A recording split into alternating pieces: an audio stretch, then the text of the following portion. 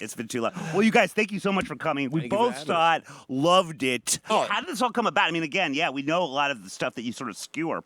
Yeah, it started, I think you mentioned at the top of the show, it started as a joke between me and the co-writer Christian Rand and another star in it named Nick Whitmer, where we wanted to make a movie called Not Another Slave Movie.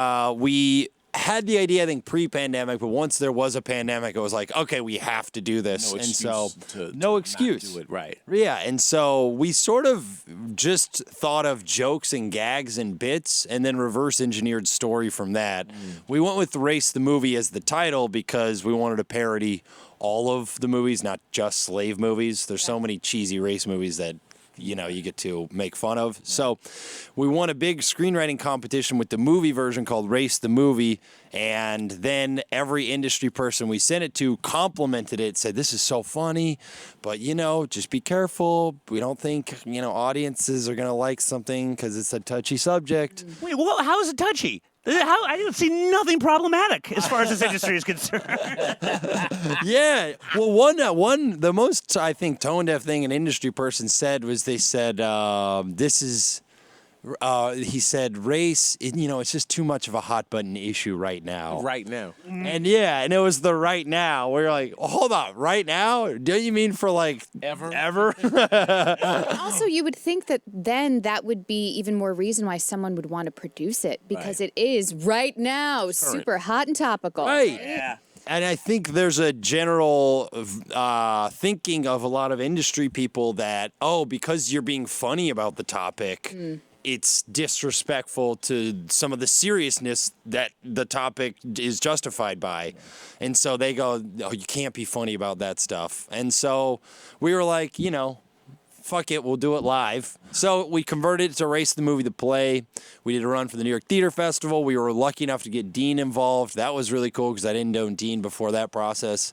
And now we're 10 shows in. And he won Best Actor, and he and Christian Durant, who actually was a good friend and wrote the play/movie with him, they won Best Script. We did at that festival, which was great. And the festival was, God bless them. We appreciate everything. I will say, I'm pretty sure it was a pretty duct taped together festival because the award I got, it doesn't say best. It just says actor.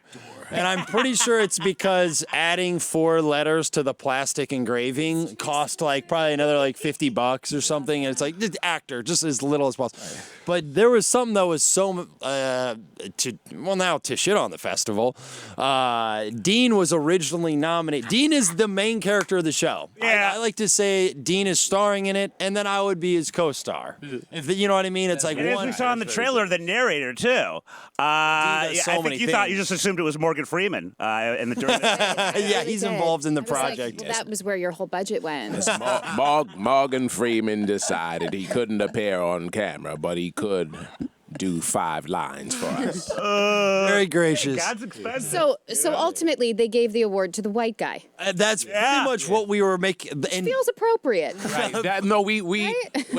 When they sent us the nominees, and I was nominated for Best Supporting Actor, and he was nominated for Actor, we laughed and we were like, you totally missed the point. Yeah. Which actually, in the what will become the legend of when this show becomes a successful feature film, it just feeds into the folklore of it made perfect sense, and it just motivated us more. Did you a favor, really? It was, I had less lines, less scenes. The dramatic moments are carried by Dean.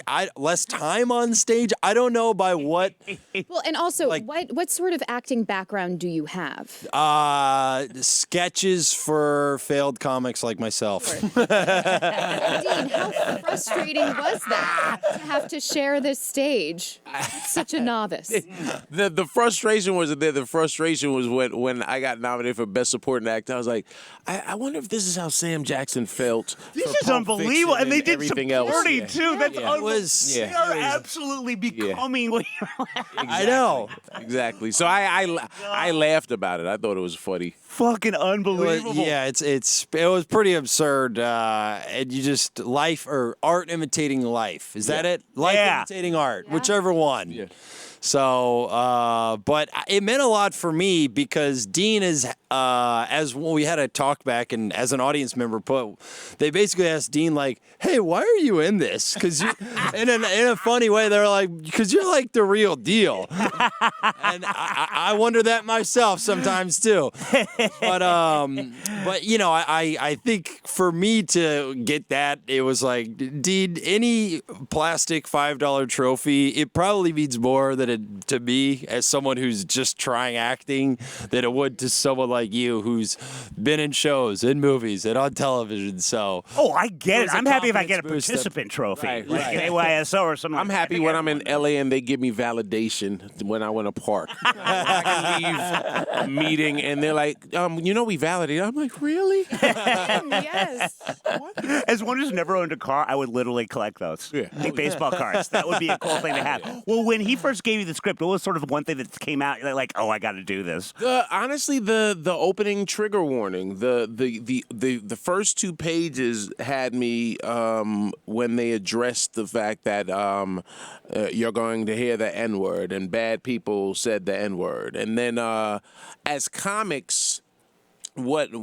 It's similar to singing, right? If you're a singer and you hear a great song and then you start harmonizing while you don't know the lyrics, but you just start bopping your head and nodding your head and harmonizing with it. That's what was brilliant about Bret and Christian's script was as I'm reading it, I'm tagging it, I'm adding jokes. I'm like, I'm laughing and I'm like, they could do this. And over the course of time, myself, Ted Alexandro, Eagle Witt, so many great Nick Whitmer, so many great comics / actors are in the show, and it's been a collaborative process where if like our Alex, what's Alex's Murray, our Alex Murray, who joined the cast for this run, he added something during our first week of this run in May of these 14 shows that we all backstage were dying. We're like, that's in now because it was such a funny line that yeah. And it's like we don't have Christian and I. Collaborative.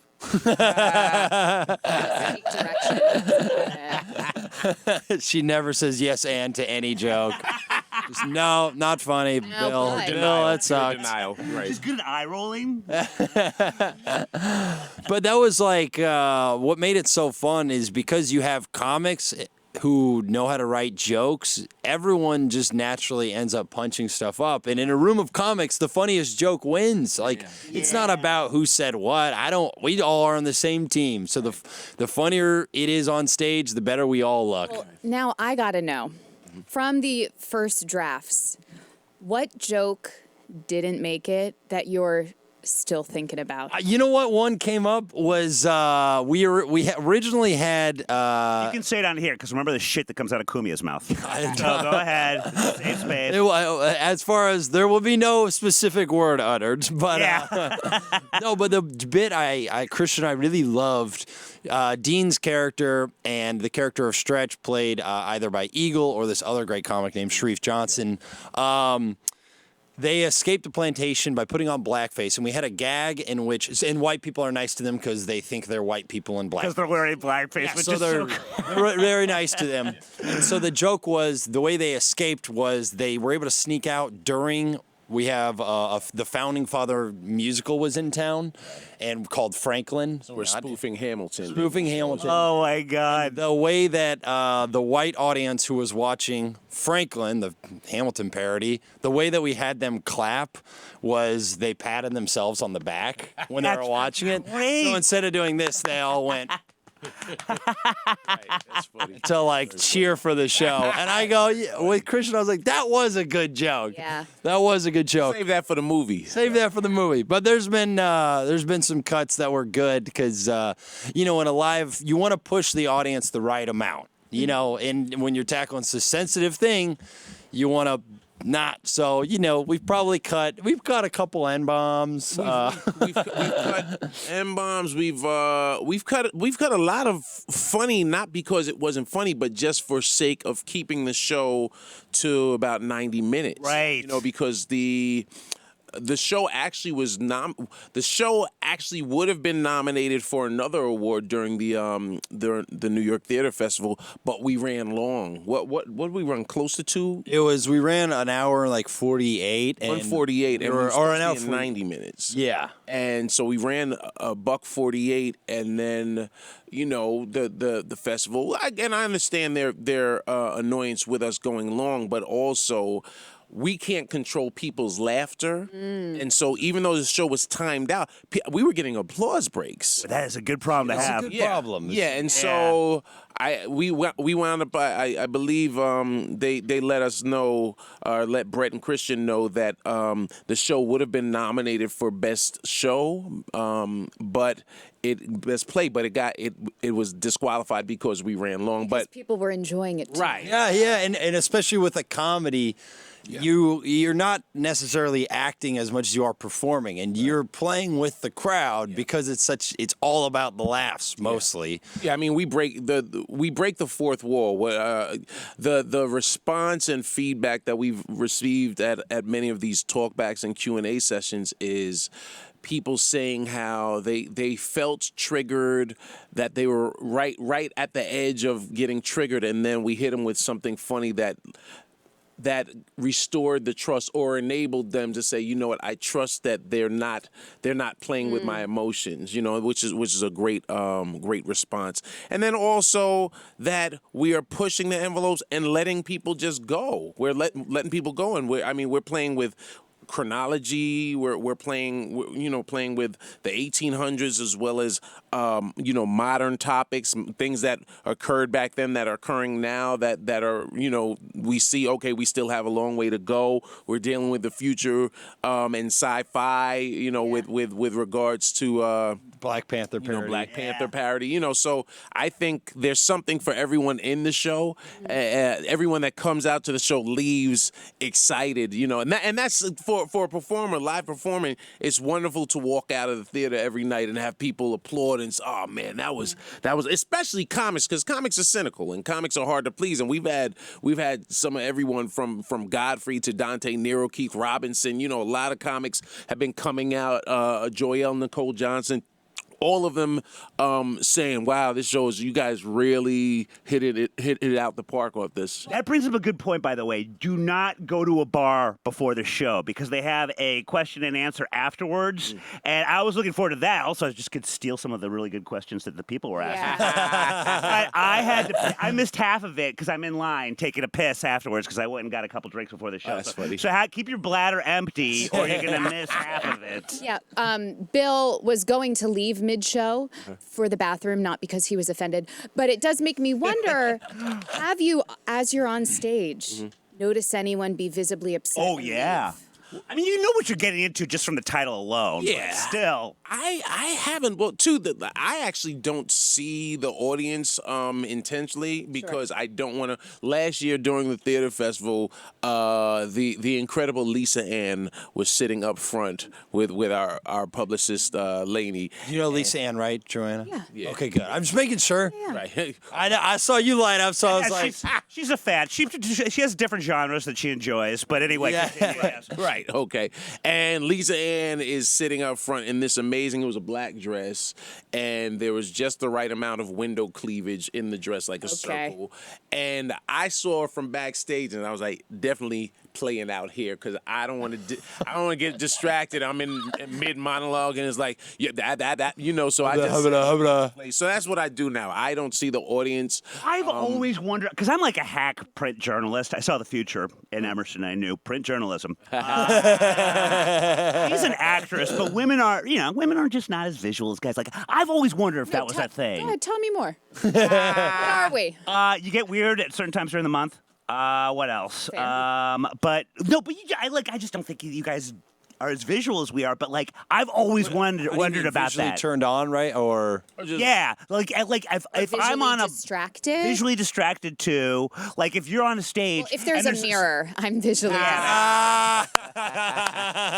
do get lost in your eyes. I do. Yeah. Yeah, for your show, if there's a mirror in the front row, you're like, oh God, I can't do my lines. No, there has been someone who's like, Joanne, what are you always looking off at? because we have monitors, which you all can't see, and I'll be like looking at myself in other monitors. So Yeah, so that was kind of like Dean looking at the girl. Yes. But like, does that happen a lot? Because I could, and even if it wasn't of somebody attractive, but someone just sort of odd looking, or something that just Or someone just enjoying themselves, but that's because you're so focused on being in the moment and portraying or inhabiting the character. I'm so focused on that. Someone just sent pictures from one of our performances last week, and I was like, I didn't realize that was the backdrop. Like we aren't able to watch the show, especially because we're in it. And I'm on stage a good amount of the show. So aside from a few moments when I'm backstage, doing like slight wardrobe changes, I don't get a chance to enjoy the show the way I would like to. I will say the show that Lisa Ann was there at was the show that every male cast member had their best performance. It was like, wow, all the men are fucking we were on. Everyone was locked in. I don't know what that was. Speaking of the cast, you have a very large cast. Yes. Yeah. Now, at any point, were you like, maybe I shouldn't have written so many characters? I mean, a couple things as far as like putting it together. There's every person who has more of a. By the way, everyone is brilliant. Yes, It is a very talented cast. You don't need to cut any fat. I don't mean it in that way. No, of course not. No. But that is something that I think makes the show so fun is that there's so much comedy firepower, and everyone. We don't have a theater background. We don't think like theater people, and so. Most of us. There are a handful of people that like Brian. You have. Well, you too. You were in a Broadway show. You were Donkey for 2 years. Yeah, I worked on Shrek the Musical for some stretch, and then they fired all of us. No, and they said we need names. Right, that's it. Right, exactly. I didn't know until then, and I was like, oh, okay. I guess I'm not going to Broadway, but I'll make it to Off-Broadway with Race, the movie, the play. Way to bring it around. Yeah. Love it. But having a big cast, people are like, you shouldn't have this many actors. And I don't know. There's part of me that's like, yeah, but I love my friends. And I love having being on stage with Andre D. Thompson, one of my oldest friends in comedy. Like, it feels special to me to share that scene with him because, like, I started with him. I met him at open mics 8 or so years ago when, when I had no idea what a joke was. And so, yeah, it's like I love having a big cast. And I like to think, like, I say 2 things about the show. One, if you think I suck, wait 2 minutes, someone else will be on stage. And 2, I do like to say, I think I'm one of the worst parts of the show, but hold on, I'm pretty damn good. and I'm one of the worst. And it's gotten a lot better. Like the cast members that weren't from, say, acting, that were straight stand-up comics, have all sort of raised their game. I think you have some amazing actors and amazing talent in the show, and so it's like playing basketball with Jordan. People say if you play with Jordan, you play with LeBron, you played with Kobe, rest in peace. They helped raise your game, and I think everyone in the show has really just stepped their Are you game saying you're Jordan right now? No, I have, though. I say Dean. He is. Dean, I like Go to... LeBron. I always say Dean is like a LeBron, the LeBron of comedy, because I don't know if you guys are basketball fans, but LeBron as a basketball player does not have any deficiency in his game. In fact, he's pretty much elite at every aspect of basketball. And so I would... 38, I believe. He's an old... It's yeah. fucking believable. It's unbelievable. Unfortunately, we got swept last night. Yeah. But it wasn't on him, I mean, No. he did everything he could. I'm sorry. I'm trying to compliment you here. Go ahead. Dean. I'm take it. Go ahead. No, and Dean, it's the same way. I think Dean is elite at every aspect of comedy. Oh, thank you. And I think in terms of like stand-up, writing jokes, expressing themselves personally, acting comedically, acting dramatically, physical, accents, impressions, voices. It's like he could do it all the same way a LeBron can. It's unbelievable. It's true, though. It's true. I'll keep with the basketball theme. I saw on your many list of voices that you did one of those celebrity death matches. Oh, gosh. With, wait for it, Scottie Pippen. You love your Scotty. And Scotty. Spike Lee. Spike Lee, I could kind of see how maybe one could tackle that because he's got a lot of Spikeisms. Yeah. What is the hook for Scottie Pippen? I don't even remember. Like, you know what's funny? They would throw them at you, and I was like, I'll figure it out. I think if I haven't heard Scottie Pippen in so long, but I can already kind of see it though. I think Scotty is down here. He and Rodman. Rodman has a similar voice. Like Yeah. We did Rodman they too. both sit somewhere in the throat. Yeah, but that's they would throw them at you, and you're like, all right, MTV's giving me some money, so I guess I'll figure it out. You know? Right.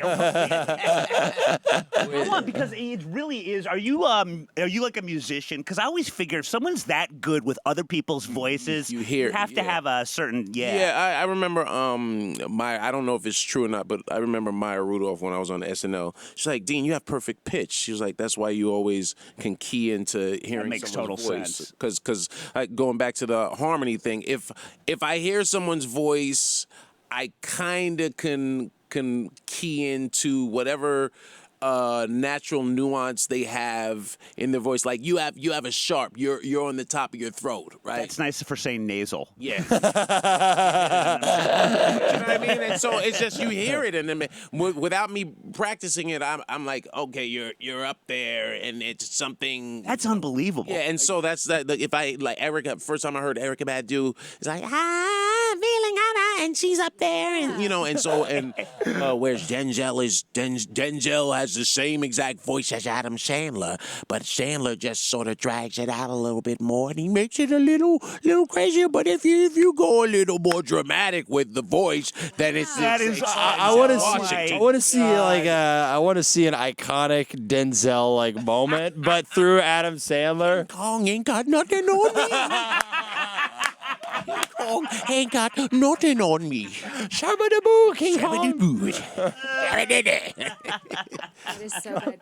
Speaking of music, I loved the fact that you had a live piano player Right? who was essentially doing the soundtrack He's to the the Well, Yes. that's cool. Yeah. film play. It's yes. Andrew is a secret weapon, man. That's, I know. He Getting a lot of ribs throughout as well. Yeah. Yeah. Really a part of the cast. He absolutely is like a cast member in addition to the musical director. And it's been, again, having no theater experience. He just got involved because a friend of a friend was like, you guys need music probably. And we were like, we probably do, sure. He showed up one day and then he just started adding stuff to scenes. We weren't giving other him. comics. He's like, oh, you know what would work? He just added something new that wasn't in there a week and a half ago. He and one of the actors, David, they thought of something where they're playing the dating game theme song, and it killed over the last couple of performances. So that's gotta be fun. What Bret has hit on the head is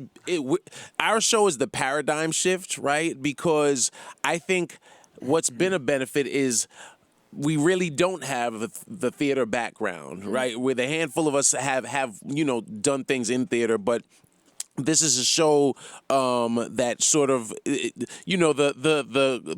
fools are running the asylum with our show, right? But it's actually making some magical moments because there's no one to say, or no one has said, well, no, that's not how they do it in theater. We're like, well, let's just do everything that we think works. That's funny, and it's working. So we're like, all right, well, that's in. Yeah, and one actor who was at one point a part of the show, but he wasn't able to be part of this run. He came from an acting background, and he said the way you guys are doing it is not how it's done at all, but it is working, right. And it's kind of great. It's great. It feels good because it's like, well, you're how do you say this? You're almost empowered by what you don't know that you don't know, so Sure. you're not aware of what the limitations are. So. Right. That is obviously can be a curse in some ways, and I'm sure there are certain things that can be cleaned up with our show. But I also kind of like some of the rough and tumbledness of it, and just like, I'm trying to put in my lack of experience into my acting performance, which could be described mostly as jumping around and overacting. But He's not trying. He's doing a great job, man.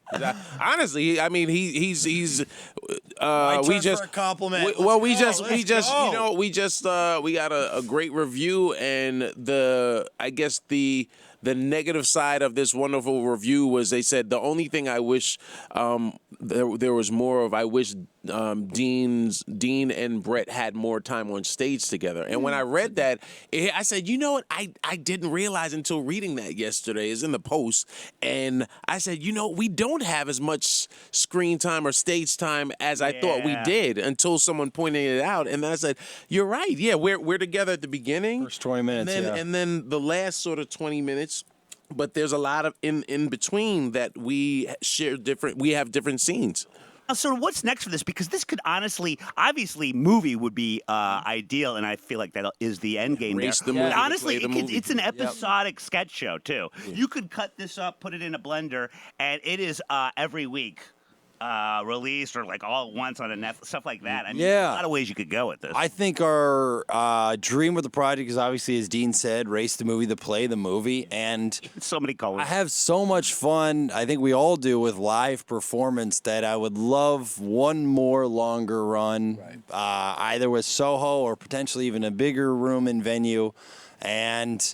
I think there would be something special about a bunch of like random ass comics doing a Broadway takeover. And I think that's what's special about our show is it's more comedy than theater. It's more of a piece of comedy than it is a piece of theater. Well, but so many comedians are now doing their shows live in theaters and filming it. Yeah.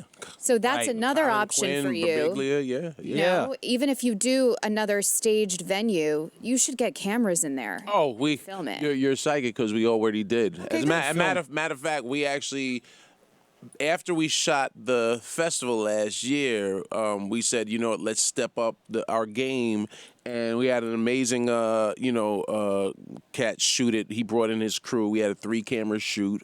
Nice. Made sure the audience was mic'd as well as the cast. So There's nothing worse than when you have a stand-up set and you're like, oh, you're feeling that post-show high, and you're like, that was a killer set. Yeah. You watch the footage back, and the laughter's it's like muffled, and it looks like you're just taking very self-indulgent pauses on stage when you can't hear the laughs. Again, and I bring this up all the time. If you watch The Big Bang Theory without the laugh track on YouTube, someone took out the laugh track. Oh, and posted wow. it. It is not funny. painful. It's kind of sad. That's so scary. I and understand. those pauses without the laughter are just goodness. I'm looking that up. That actually sat. Oh, it is You know what? amazing. It's also, comics are sadistic in that we love watching someone just bomb and eat it. And so there's Sure. something funny about watching something that's supposed to be funny, and like everyone, there's always like the hot new comic from social media or whatever, and so you see them walk in the comedy cell or whatever, and you're like, all right, let me just watch, and you sit in the back in the doorway, and you just hear. You're like, yeah, that's what I expected, and then you just leave. I had no idea. We started getting to know stand-ups from our previous gig, and I didn't know that was a thing until I'd maybe go with them to go see a set, and they're just sitting there eating it up every time they ate it. I was like, I loved it. They were just dining out on the. Well, also because we when it happens, like I just saw someone. I saw this comic Saturday night. It was late night. He was killing, and then he decided to throw in one final joke, and it went nowhere, and the audience was quiet, and then you hear me and another comic in the hallway just and we fall out, and then he laughs because he's like, yeah, I probably should have stopped earlier, and now it's awkward. I'm putting the microphone back in the stand now because we also are curious to see if someone can save themselves. Oh, yeah. It's two-sided. So we love watching someone catch an L, but it's also exciting to see if they can dig themselves out of the hole. Yeah, well, and because you all have been there too. Yeah. So it's not like really just kicking someone when they're down. Oh, It's no, like no. You've all been there. Yeah. So it's a shared misery. Commisery loves company. Yeah. Yeah, one of them words. It's good. And it also keeps everyone grounded. So if someone is, someone books I don't know, a TV show, a big movie, and you're like, yeah, shut up. We still remember Saturday night when you ate it? And they're like, yeah, you're right. It's just That's what's keep people great about grounded. stand-up is it's an endlessly humbling Oh yeah. craft. Like Yeah. They're, no matter, and Dean, you could probably speak more to this than I, but like, there'll always be an audience that just doesn't connect with you for whatever reason, or it just isn't a good crowd. Why would I be I didn't mean. I meant like you've been in the game way longer than me. Well, Dean's only catching L's. No. we were talking about it earlier. It is a credit to you guys that you can lampoon a movie or a trope that someone isn't necessarily aware of, and it's still fucking funny. Like I'm sure I wasn't the only one in the audience that never saw Green Book. Yeah. But I knew exactly what you were making fun of, and I understood exactly like even if you hadn't seen the movie, that was a thing that was in there that is ongoing and it's hilarious. Was there any inside baseball you had to get rid of, or maybe not even necessarily a film that you didn't think enough people saw, but just like something that maybe only people in your industry would think was fun, like that kind of thing? Yeah, it's funny you say that just because I co-wrote it with Christian. I haven't even seen all the movies. That's and hilarious. I think that's good because it's like you don't want someone going, I can't enjoy this joke because I don't know it should be like a broad reference that feels more of like just critiquing it broadly rather than like, remember that one specific scene that none of us remember? You know what I mean? Yeah. It's like, broadly we're parodying a white savior trope. Right. And and it's a little specific to the one that Viggo Mortensen does in Green Book.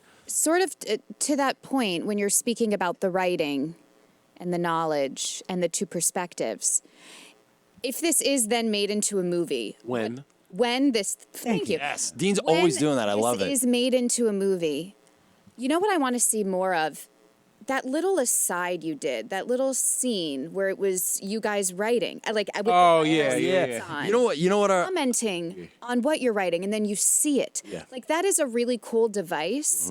That The spotlight thing too. I understand why you couldn't do more of it in the play. Because there's already so much in there. Right. Can I tell you our dream with that scene?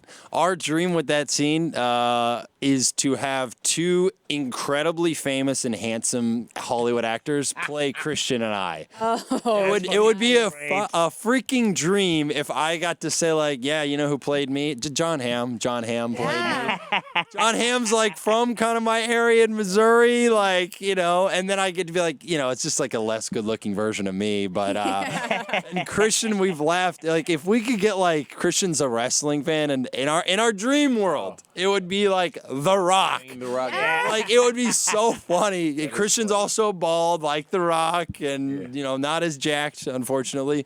But that's like pie in the sky dream that when it gets there, it's not that absurd because it wouldn't be a hard scene to film. Yeah. So, and at least speaking on John Hamm, I know that he's a funny, he likes random funny shit.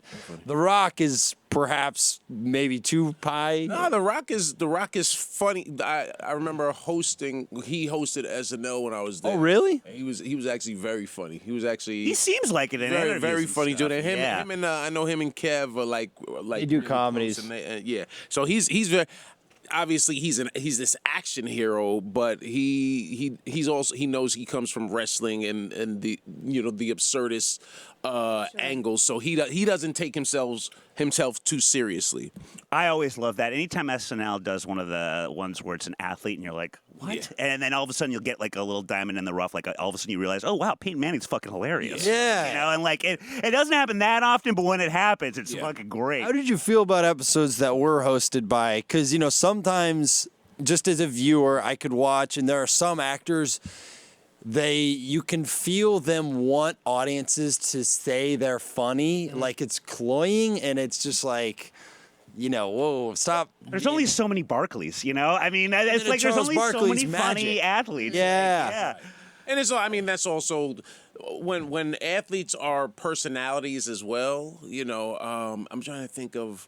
I remember Jeter was a lot of fun. Derek surprises Jeter me. was he was a lot of fun, and he didn't take himself too seriously. That's great. I remember he did a drag thing, did he not? I feel like he was in a dress at one point with a couple other Yankees. Sounds about right. Yeah.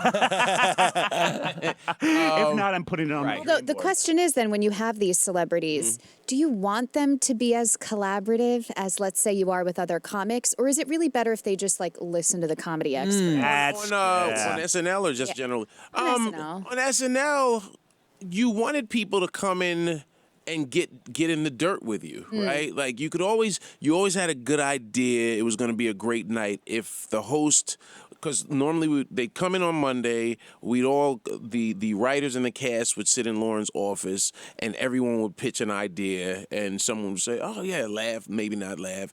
And then they would walk around, the assistants would walk them around to each person's office just to get a feel for what they wanted. And some of the hosts would want to like sit there all night and get in the dirt and work, and That's amazing. And construct funny, because I mean, like Gwyneth Paltrow and Maya grew up together. Maya Rudolph and Gwyneth Paltrow were in Gwyneth's monologues. They showed a picture of them as little like 6-7-year-old kids, and so. Gwyneth is like doing a Gemini's twin sketch where she's actually in there with Maya and Anna Gasteyer writing the sketch with them.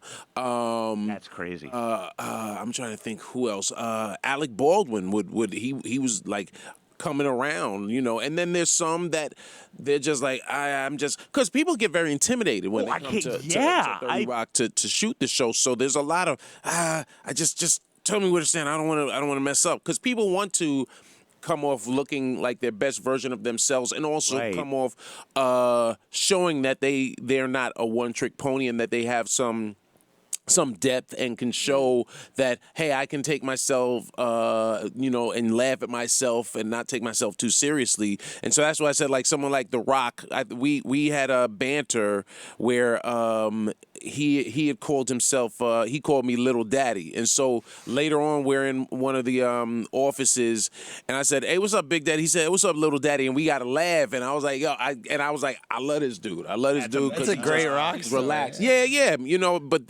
that's what you want. I'm trying to think. I remember Jeff Gordon, the NASCAR racer, great guy. But him versus say The Rock. The Rock came in and was big, whereas Jeff Gordon was more subdued. You know what I mean? Interesting. And you felt it both in their performances. Still, both had fun, but they're definitely different types of performers. It makes sense. I mean, The Rock's cut his teeth performing for crowds of 15,000 people. He's probably going to be big and emotive. Exactly. Right. Yeah, and then the other guy's surrounded by metal. From Yeah. Real talk, though. Yeah. A moving and cage. surrounded by people who keep him safe, True indeed. Yeah. True indeed. Yeah. Well, it's funny you mentioned that whole tradition about having everyone piles into Lorne Michaels' office to pitch their stuff at the beginning of the week. The casts now are getting so big that in my mind's eye, I picture like a grade school assembly sitting on the floor. That's how we were. Yeah.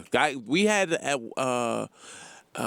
during my first year, because it was Will Ferrell's final year, and Chris Parnell wasn't there for the first half of the year, but then he came back. So I think by the middle of the season, we had 17 cast members. It's a lot of people. That's unreal. Like our play. Yeah, it's like running the asylum. Exactly. Yeah. That's exactly what it was. Well, guys, this has been awesome.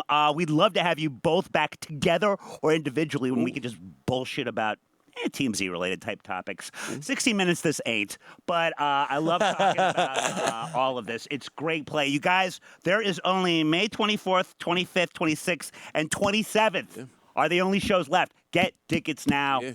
It's a party. Don't drink beforehand so you can stick around afterwards. Any other plugs, promotions you got?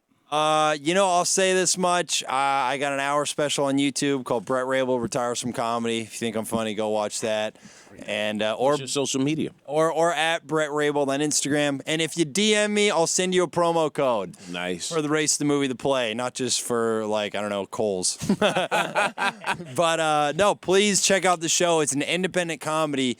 You need to vote with your attendance and your dollar to make this thing happen. A lot in the industry kind of have not necessarily vouched for it, so we're going the way of the people. So if you think it sounds funny, and the people are speaking. I mean, every night we have people that are returning. We've had a couple of people say, you know what, I saw it the first week, and I told my family or told my friends, and so I wanted to bring someone to come back. And so this is a play of for and by the people that the people are co-signing. Like Bret mentioned earlier that Hollywood said it's great, but no, it's not time yet. And so the evidence and the currency is in people coming out and posting, you know, and tagging pictures, hashtag Race the Movie the Play, following at Race the Movie the Play on social media. You can see at I am Dean Edwards. If you're questioning our funny, like Bret said, you can see his special on YouTube. I have a special on Netflix right now. Tiffany Haddish Presents Stay Ready, season 2, episode 6.